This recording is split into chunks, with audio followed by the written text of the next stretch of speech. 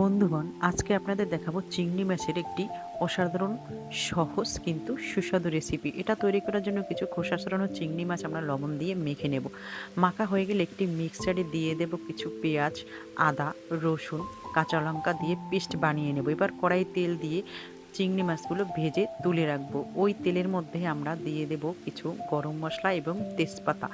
এরপরে দেব সেই বানানো পেস্ট দিয়ে একটু কষাবো। কষানো যখন কিছু হয়ে যাবে এরপর দিব ফ্যাটানো টক দই দিয়ে আবার একটু কষিয়ে নিয়ে লবণ, ধনে গুঁড়ো, চিনি, কাঁচা লঙ্কা দিয়ে আবার একটু কষাবো। এরপরে দিয়ে দেব ভাজা চিংড়ি মাছ। চিংড়ি মাছ দিয়ে কিছুক্ষণ আবার কষিয়ে নেব। যদি আপনাদের বেশি গ্রেভির দরকার হয় একটু পানি দিয়ে নেবেন।